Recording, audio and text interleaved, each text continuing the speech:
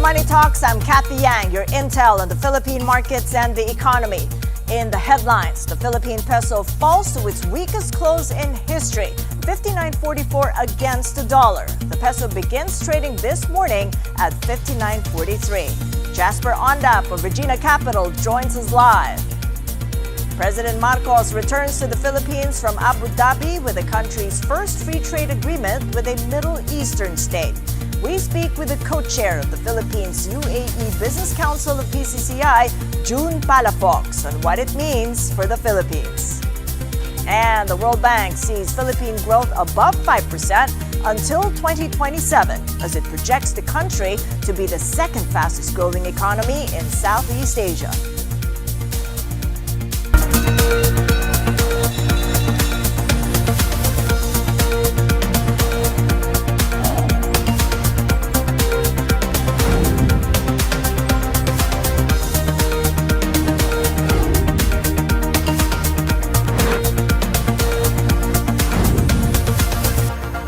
The Philippine peso fell to its weakest on record yesterday, pressured by heightened geopolitical risks and expectations of a domestic rate cut. The peso weakened by nearly 10 centavos to close at 59.44 to the dollar.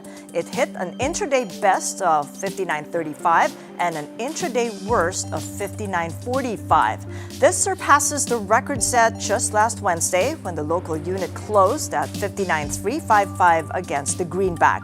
The peso first breached the 59 mark on December 19, 2024, but it has gradually sunk since October of last year.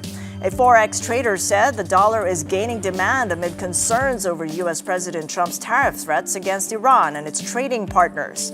Iran is threatening and weathering its worst anti-government protests since 1979, with an activist group putting the death toll at over 2,000. The trader added expectations of fewer Fed rate cuts this year are strengthening the dollar. Angie Pasis of AIA Management Philippines told this program yesterday the peso could hit 62 pesos due to the growing rate differentials between the U.S. and the Philippines. But Pasis expressed doubts that the Bangko Sentral would push through with its easing cycle as inflation is starting to pick up. For Chuk Wan Fan of HSBC Private Bank, the peso would remain largely range-bound this year against a softer macro backdrop. This Thursday, the peso opens a tad stronger at 59.43 to the dollar. The World Bank is keeping its growth outlook for the Philippines above 5% through 2027. In its latest report, the multilateral lender projects Philippine GDP growth at 5.3% in 2026 and 5.4% in 2027. That's unchanged from its December projections. The bank cited planned structural reforms to likely boost investment productivity, though governance risks remain a concern. Despite this, the Philippines is expected to be the third fastest growing economy in East Asia and the Pacific through 2027, behind Vietnam and Mongolia, and ahead of Indonesia, China, and Malaysia. The bank warned that risks remain tilted to the downside, citing global policy uncertainties including trade restrictions and tighter global financial conditions. It also flagged slower growth in China, political instability, and natural disasters. On the upside, private sector adaptability, artificial intelligence investments, and export growth could lift regional prospects. Meanwhile, in Southeast Asia, the Philippines is forecast to be the second fastest growing economy this year and in 2025. Official full-year 2025 GDP data will be released on January 29th. The free trade pact between the Philippines and United Arab Emirates will grant tariff breaks to 95% of Philippine exports. Malacanang said yesterday that the comprehensive economic partnership agreement signed between the two countries last Tuesday will benefit a number of industries. 95% ng Philippine exports ay makakatanggap ng preferential tariffs na papabor sa ating local exporters. Kabilang ang personal care and cosmetic items, food products, electronic equipment, automotive and aircraft parts at textile and apparel products sa mga makakatanggap ng preferential tariffs. In apparel, for instance, the Philippines exported $13 million worth of knitted and woven clothing to the UAE in 2024. Robert Young, the president of the Foreign Buyers Association of the Philippines, tells Business World the UAE market is worth exploring as 95% of Philippine-made apparel are given preferential duty exemption. Sergio Ortiz-Luis Jr. says SEPA will serve as a gateway for Philippine exports to penetrate not only the Middle Eastern market, but also other parts of the world. Meanwhile, UAE-based Damac Digital is planning to open the Philippines' largest data center in Laguna, enabling more investments in cloud computing and AI for the Philippines. If realized, Damac's data center will have a capacity of up to 250 megawatts, positioning the Philippines as an emerging data center hub in Southeast Asia. Another investment in the pipeline is the establishment of a strategic petroleum depot by Abu Dhabi National Oil Company, or ADNOC, in Subic or La Union. ADNOC is a state-owned oil firm and one of the largest oil companies by production in the world. DTI Chief Cristina Roque says the Philippines is ready and open for major oil players like ADNOC, citing the country's deregulation rules.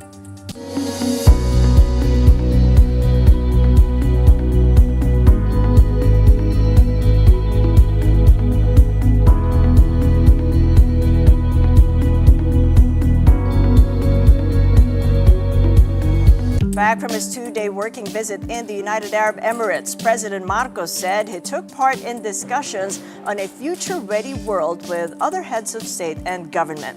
He's also come back with two signed agreements, including the Philippines-UAE Comprehensive Economic Partnership Agreement, or SEPA, and Memorandum of Understanding on Defense Cooperation. Well, with us now for more on the just concluded visit is the co-chair of the Philippines-UAE Business Council of the Philippine Chamber of Commerce and Industry, the principal architect, urban planner, and founder of Palafox Architecture and Palafox Associates, architect Felino June Palafox. So good to see you, June. Welcome back to the program. Yeah. Thank you, Cathy. All right. Thanks for having me here. Yeah, so what do you make of the deal signed from the FTA to the MOU on defense cooperation? Yeah. I think it's one of the best free trade agreements we ever had. And I've been in Dubai. I was named hard invited to help plan the desert town of Dubai in 1977. And many potential investors from the UAE have been wanting to invest in the Philippines. In fact, I have two right now. And the feedback I've been getting before this FTA was we are very slow in welcoming, accepting investments from the UAE. We're relatively slower than our ASEAN neighbors.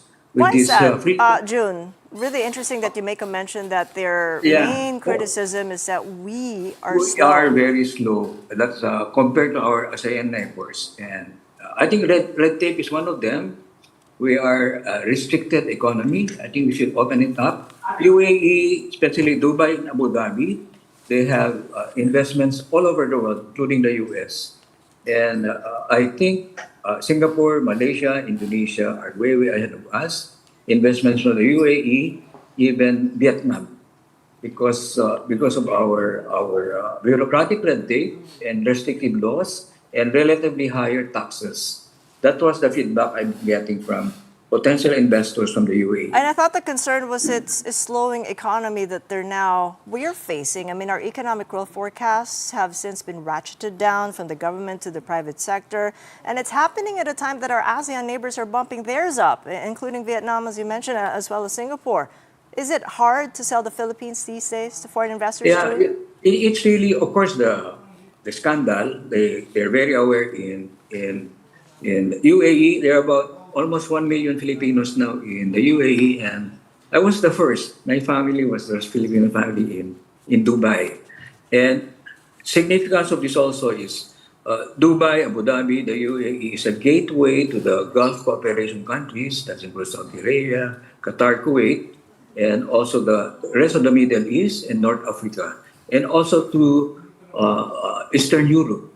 And after my Dubai stint experience, I've been able to do work projects in 40 countries. And the gateway is Dubai. We also have an office there as well. So it's very good. Thank you. Congratulations to those who organized this. President Bongbong, DTI, Foreign Affairs, and of course our the Philippine UAE Ambassador Mohammed. And Ambassador Mohammed have been telling me if there are business relations from the UAE, he likes me to help the embassy to help him, and he even said jokingly, "I'm more Emirati than him." So You know, that lived experience is priceless. I mean, right now that we're having this conversation and how you're responding to questions or queries from those Middle Eastern investors and contacts of yours, and yeah, the state of affairs here as the governance concerns fester. yeah. How are you approaching the Yeah, topic? How are I you tell addressing them, it? yeah, I tell them with Secretary Reyes, anti-red tape is doing a good job. And I think we should also look at our taxes, relatively higher than our neighbors. And with this free trade agreement, I think it will ease up, lower tariffs, and so on. And Philippines also can invest in the UAE. And in fact, invest in the UAE, you can apply for a golden visa. And I think the best passport in the world is UAE. Right. So, how are you now going to convince the two investors that you've been speaking with to put their Yeah, money here this year? there's one that even there's an investor we're trying to meet with the president, to listen to the president, and somebody, one of my friends' clients in Dubai, wants to adopt 10,000 street children. He already master planned that area. Is looking for a 20 hectare. It will all full donation. And I was surprised there were so many nationalities, and he preferred to adopt street children, educate them, rear them, shelter them, and so on to become best citizens in the world in the future. I'm still waiting for an appointment in Malacanang and for him also. And I already sent messages to Malacanang. And the responses you're getting so far? Yeah, it's kind of challenging to get an appointment. Yeah. Why is that? I think you know the answer. Yeah. But I'm still trying, not giving up. Because my friend and client, philanthropist from Dubai, wants to get approvals, speed up the process. And also, Dubai Ports World, the largest in the world, is part of Asian Terminal Inc. They contributed a lot in the improvement of the Batangas port. In fact, the passenger terminal in Batangas port is, I think, nicer than the passenger terminal at NAIA at the moment. And they want to invest here, the Emiratis, because they're impressed with Filipino expatriates. And you know, when I was in Dubai, I was not called the OFW, Filipino expat. So I had the same compensation package as the Europeans, Americans, 10 years, 20 years older than me. And I think Dubai was been my best employer, all my previous employment. Well, now that the FTA's been signed, there's a defense cooperation MOU. What sort of approach then do you think you'd want to revisit with Malacanang, given the governance concerns, but the interest of the Emiratis to do more business here? Yeah, in fact, not just investment. We could also learn from the good governance of the UAE. No red tape, no corruption, and infrastructure is zero defect. Implementation infrastructure in the UAE is, I call it 100%, 110% implementation because they always want the best, the biggest, the first. Like the largest man-made harbor in the world, Jebel Ali. It's excavated from the desert. And they do the Palm Islands to have more waterfront real estate. Waterfront real estate is prime real estate. While we have number 3 or number 5 longest coastline in the world, we don't know how to treat our waterfront. We treat it as back of the house. In the UAE, waterfront is front door of development. And we have a lot to learn from them. 1977, I went to Dubai to share and earn. Now I go to Dubai to share and learn as well. And even Dubai, several international conferences, I will be invited as resource speaker, like American Architects Middle East. So Dubai really is only 5% all income. the rest is from tourism, shopping, aviation, industries in Dubai. So, Like how do that- you see the FTA then improving trade tourism, now that you mention it, between the Philippines and not only Dubai, but the seven Emiratis of the UAE Yeah. and the Gulf countries? One is they have the largest, busiest airports, and the expatriate population, especially in Dubai, is 90% foreigners. So Dubai can be a gateway, and Abu Dhabi a gateway, even Sharjah Airport. I think they have more airports per capita than anywhere else in the world. So let's say tourists from Europe going to Dubai, they could proceed to the Philippines. There are many Emiratis coming to the Philippines, even young ones, incognito. They go all over our islands. And in fact, two young Emiratis, I think they have royal blood. We met them and they told me the best country in the world, they say, is the Philippines. Well, we'll leave it at that. I mean, that's really good to know, and I hope you get those deals through and that appointment in Malacanang you were talking about. Thank you so Yeah. much. Architect Yeah. June Palafox, it's been a pleasure speaking with you, the co-chair of the Philippines UAE Business Counties of the PCCI. And in other news, at least 3 American companies have lined big-ticket investments in the Philippine economic zones with pledges reaching up to $200 million and the potential to create at least 4,500 jobs. The prospective investments span manufacturing, aerospace, pharmaceuticals, and information technology and business process management sectors. These were secured during the Philippine Economic Zone Authority's 5-day investment mission to the U.S. earlier this month. PEZA Director General Tereso Panga said the talks signal the Philippines is open, ready, and competitive for high-value investments. One firm alone pledged $200 million for a manufacturing project expected to generate 2,000 jobs in South Luzon and Cebu. This is expected to generate 2,000 jobs across sites in South Luzon and Cebu. PEZA also met with aerospace, medical technology, and mental health service firms exploring expansion in the country. As of November last year, PEZA Zones hosts over 250 U.S.-backed companies, accounting for 410 billion pesos in investments and 380,000 jobs. Business tycoon Enrique Razon Jr. has filed 2 counts of cyber libel against suspended Cavite Congressman Kiko Barzaga before the Makati Prosecutor's Office. Razon is seeking at least 100 million pesos for moral damages and 10 million in exemplary damages. But what triggered the billionaire to sue the neophyte lawmaker? This is the answer. Filed a complaint for cyber libel. The basis was the Facebook posts which Congressman Barzaga made on his Facebook account last January 9th. What we consider to be the defamatory statements. Barzaga's now deleted post in January 9 stated that Razon, quote, is the mastermind of corruption in Congress and has allegedly bribed members of the National Unity Party to shore up support for former Speaker Martin Romualdez. In a Facebook post, Barzaga said he is prepared to face Razon in court, the sooner the better. And you're watching Money Talks. Coming up, Philippine shares slide on Wednesday as the peso hits a record low. We speak with Jasper Ondap of Regina Capital to discuss this after the break. Keep it here on One News.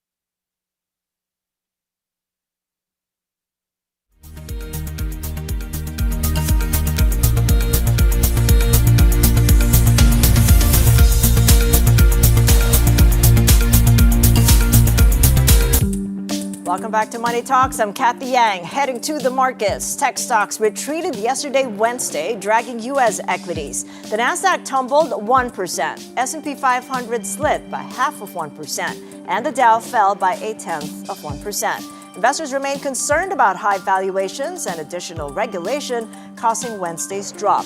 The benchmark 10-year Treasury yields ticked down to 4.139%, and gold prices hit another record high at $4,626 per ounce. Precious metals are extending their record-breaking rallies as investors lean on safe havens during times of geopolitical tensions and economic uncertainties. Stock futures, little change in after-hours trading. The Dow and the S&P fall by about 0.1% each, while the Nasdaq is unchanged. Let's take a look at the Asian markets. They are looking mixed as investors assess the Bank of Korea's policy decision. South Korea's Kospi is up 0.6%, and Australia's ASX 200 rises by 0.4%, and Japan's Nikkei 225 falls by 0.8%. The Bank of Korea holds its benchmark interest rate at 2.5% as the recent slide in the won has narrowed room for policy easing. And a quick check on our own market. See how the PSEI is open this Thursday. It is slightly higher, 6,391. It is up by less than 0.1%. The peso's weakness prompted investors to go into late selling yesterday, bringing the stock market in negative territory. The broader all-shares index fell by less than 0.1%, though the sectoral gauges were mostly in the green. And to recap, the Philippine peso opens today slightly stronger, 59.43 to the dollar. The peso sank to its weakest yesterday at 59.44 to the dollar, with analysts pointing to external factors as cause of the depreciation, including heightened geopolitical tensions and uncertainties surrounding the Fed. As for the 10-year government bond yields, they ticked up to 6.048% from the previous close of 6.03.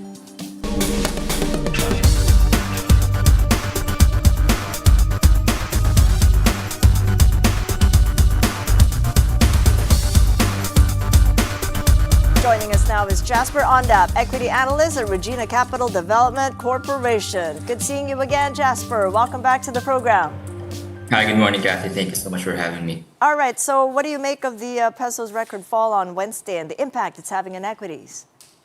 Yeah, so I guess a lot of economists have already stated and analysts have already mentioned this a lot before, right? So this depreciation is not just because of internal factors, not just because of corruption scandals and the like.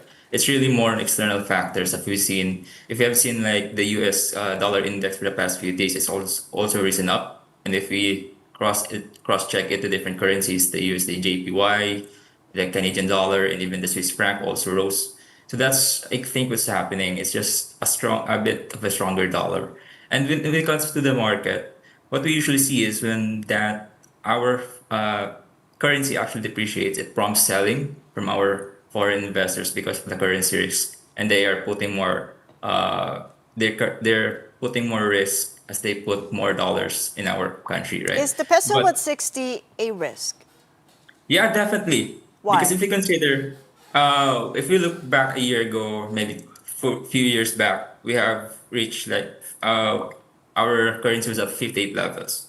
And at 59 levels, if you are a foreigner putting in $1 million, $10 million, definitely you're already losing money, right? So that already excludes your capital gains or your dividends because the dollar conversion, you're actually already losing from going back to your country. But right now in 2026, what we're looking at is somewhat a match made in heaven, right? Because we've started the year already at 59 levels. That's quite all. We've reached all the all-time high already, and there's only like a little room for going to 60, and that's a little more foreign currency risk and more of an upside potential for foreigners when the currency actually pulls back below 59 levels. And why I said it's a match made in heaven, because we are one of the markets that actually closed in the red for 2025, putting our valuations quite low. And I guess what's happening in January is already a bargain hunting with a very on the top currency, and we have a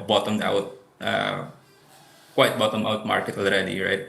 Yeah, but when you take a look at the foreign institutional investors, they're doing something else with the money. They've been persistent net sellers amid the political noise, the corruption probes, fiscal concerns.